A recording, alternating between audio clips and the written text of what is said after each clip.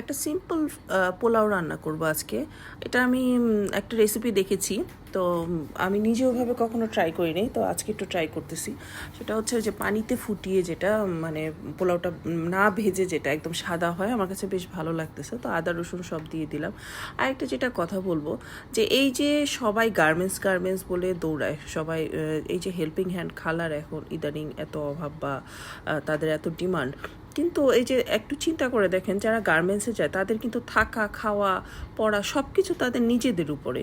কিন্তু যখন একটা হেল্পিং হ্যান্ডকে আপনি রাখবেন, আপনি তাকে ঈদে বোনাস দিবেন, আপনি তার শাড়ি কাপড় অসুখ বিসুখ ছুটি ছাটা সব কিছুই দেখতেছেন, তাহলে এটাতে ক্ষতি কি? কোনটাতে বেশি লাভজনক? আমার তো মনে হয় যে এরকম এই গার্মেন্টসের পিছনে না দৌড়ে ওরা যা যা দেয়, মানে বলে তো নিবে 6,000 7,000 8,000, কিন্তু তা কি পায়?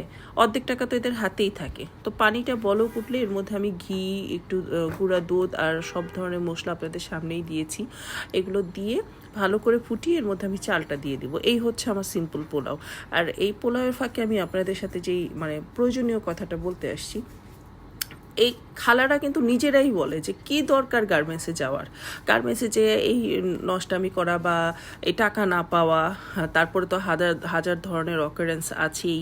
আজকে এই ছেলের ইভ টিচিং, কালকে ধরে নিয়ে গেছে, পরশুদিন মাইট ধুইট দিছে, তারপরে হচ্ছে টাকা দিবে না, বোনাস দিবে না, বলবে একটা করবে আরেকটা, প্রতি মানে ঘন্টায় ঘন্টায় টাকা কাটার ফন্দি করে, এগুলো বহুত কিছু আছে। তো তার চেয়ে এই যে বাসা বাড়িতে যেই কাজগুলো, এগুলো এগুলো কেন মানে হেলাফেলাভাবে দেখে? এতে কিন্তু কোনো বাসাবাড়ির মালিকই দেখা যাবে যে তাদের বেতন আটকায় রাখে না, বরং 1 তারিখের আগেই সম্পর্ক ভালো রাখলেও অনেক আগে টাকা পয়সা, যেমন আমাদের খালাদের তো আমি অ্যাডভান্স বেতন দিয়ে দিই, টাকা লাগে সবার আগে এসে আমার কাছে যাবে, আমি টাকা টাকা টাকা দিয়ে দিই, কারণ হচ্ছে তার প্রয়োজন, যেটা মাসের শেষে নিবে ঠিক আছে 2 দিন আগে নিয়ে যাক না, আমারও হেল্প হচ্ছে তারও হেল্প হচ্ছে, এতে তো ক্ষতির কিছু নাই।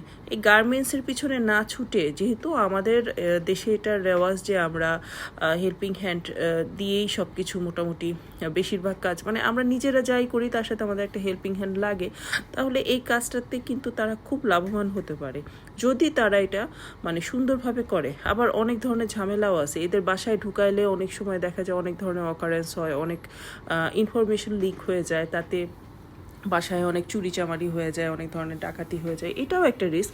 একটু জেনে বুঝে দুই পক্ষই যদি আমরা ব্যালেন্স করে এই হেল্পিং হ্যান্ড রাখি বা ওনারাও আমাদের সাথে বাসাবাড়ির কাজ করে, এটা কিন্তু খুব ভালো। এই যে এদের গার্মেন্টসে দৌড়াদৌড়ি বা এই যে জব করা, সকাল হলে অফিসে যাই, এই অফিসে যাওয়ার চেয়ে অনেক ভালো।